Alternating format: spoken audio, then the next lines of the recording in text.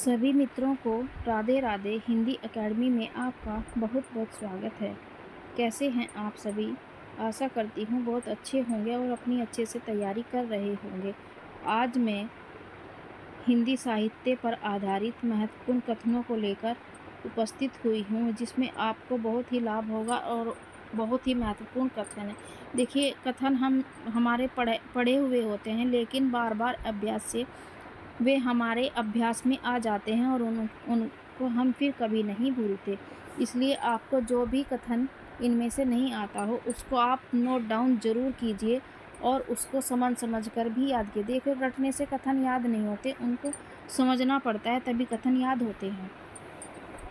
पहला ही कथन है हमारा, प्राकृत की अंतिम अपभ्रंश अवस्था से ही हिंदी साहित्य का आविर्भाव माना जा सकता है। जैसे गाथा कहने से प्राकृत का बोध होता था, जैसे क्या कहने से, गाथा कहने से, वैसे ही दोहा या दुहा कहने से अपभ्रंश का बोध होता है। किसका कथन है? आचार्य रामचंद्र शुक्ल का। दोहा या दुहा कहने से अपभ्रंश का इसलिए क्योंकि जो दोहे का उद्भव हुआ है वो अपभ्रंश से ही हुआ है, क्योंकि अविरल अखंडित परंपरा का सूत्रपात किसने किया? जोइंदू ने किया। अपभ्रंश के ही कवि माने जाते हैं। दूसरा कथन है, वास्तव में मिश्र बंधु विनोद साहित्य का पंचांग है। डॉक्टर नामवर सिंह। बहुत मोस्ट इम्पोर्टेंट, आप इसको लगा सकते हैं। वास्तव में मिश्र बंधु विनोद साहित्य का पंचांग है। देखने में कथन बहुत ही छोटा है, लेकिन बहुत ही महत्वपूर्ण है। किसका है? नामवर सिंह का। ये मिश्र बंधुओं का हिंदी साहित्य का इतिहास। पराजित और निराश उत्तर भारत को चौथे महान धर्म सुधार की प्रेरणा दक्षिण से मिली। किसका कथन है? डॉक्टर राधा कमल मुखर्जी का।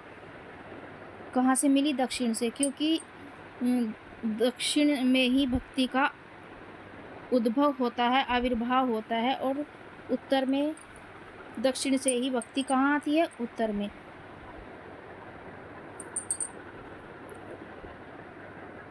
चौथा कथन है हमारा, भक्ति द्रविड़ उपजी लाए रामानंद, प्रकट किया कबीर ने सात द्वीप नौ खंड। किसका कथन है? यह है सत्येंद्र का कथन। देखिए मित्रों, यह कथन देखने से ऐसा लगता है कबीर का है, लेकिन ये कबीर का नहीं है। बिल्कुल ऑथेंटिक रूप से किसका कथन है? ये सत्येंद्र का कथन है। इसको आप बिल्कुल याद कर लीजिए। कबीर भी आपको ऑप्शन में मिलेगा, लेकिन सत्येंद्र इसका, मैंने बहुत ही ऑथेंटिक बुक से इसको किया है। पांचवा कथन है हमारा, हिंदी भक्ति काव्य का प्रथम क्रांतिवीर पुरस्कृता। ये पुरस्कार नहीं है, मिसप्रिंट हो गया, पुरस्कृता कबीर हैं। किसने कहा है? बच्चन सिंह ने। जितने भी कथन है आपको देखने में ही लग रहे होंगे कि बहुत ही इम्पोर्टेंट कथन है। छठा कथन है हमारा, कबीर भाषा के डिक्टेटर थे, सभी को पता होगा, हजारी प्रसाद द्विवेदी। और कबीर के बारे में, कबीर की भाषा सद्दुकड़ी थी, किसने कहा है? आचार्य रामचंद्र शुक्ल ने। और कबीर की भाषा पंचमेल खिचड़ी थी, किसने बताया है? श्याम सुंदर दास ने। सातवां कथन है, इसमें कोई संदेह नहीं है कि कबीर ने ठीक मौके पर आकर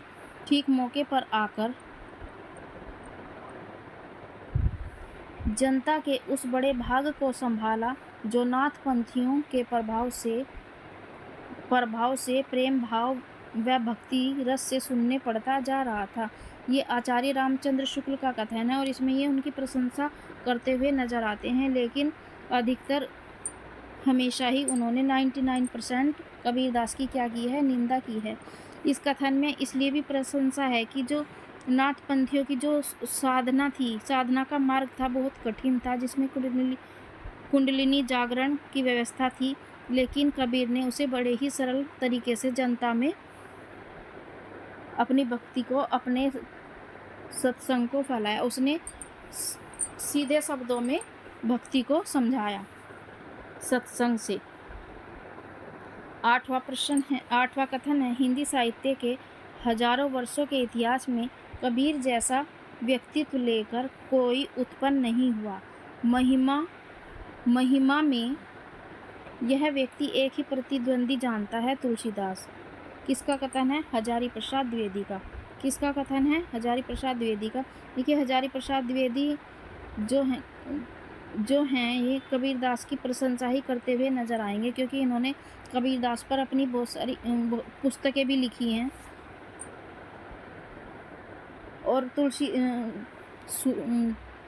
आचार्य रामचंद्र शुक्ल हमेशा इनकी निंदा ही करते हुए नजर आएंगे, क्योंकि इन्होंने त्रिवेणी में भी, जो इन्होंने त्रिवेणी नाम की पुस्तक लिखी है, आलोचनात्मक पुस्तक, उसमें भी इन्होंने कबीरदास को कोई स्थान नहीं दिया।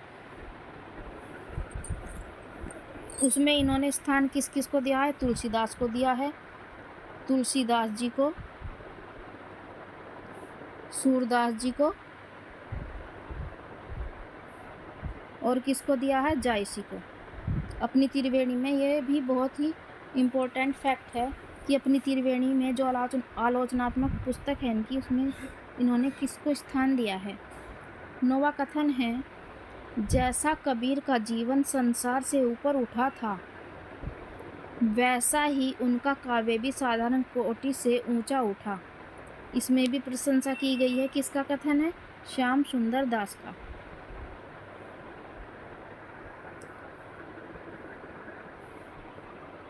10वां कथन है, तुलसीदास मुगल काल के सबसे महान व्यक्ति थे। किसका कथन है? डॉक्टर स्मिथ का। तुलसीदास मुगल काल के सबसे महान व्यक्ति थे। किसने कहा है? डॉक्टर स्मिथ ने कहा है। और एक और कथन आता है ग्रियर्सन का, जिसमें कन्फ्यूजन हो सकता है कि बुद्धदेव के बाद सबसे बड़े, इस तरह से कुछ कथन है, तो बुद्धदेव के बाद तुलसी ही सबसे बड़े नेता कहे जा सकते हैं, कुछ इस तरह से कथन है। और ये हमारा अंतिम प्रश्न था। देखने के लिए बहुत बहुत धन्यवाद। चैनल को लाइक सब्सक्राइब ज़रूर करें, ताकि आपको छोटी छोटी वीडियो इस तरह से आपकी तैयारी होती रहे और आपको नोटिफिकेशन प्राप्त होती रहे। देखने के लिए बहुत बहुत धन्यवाद।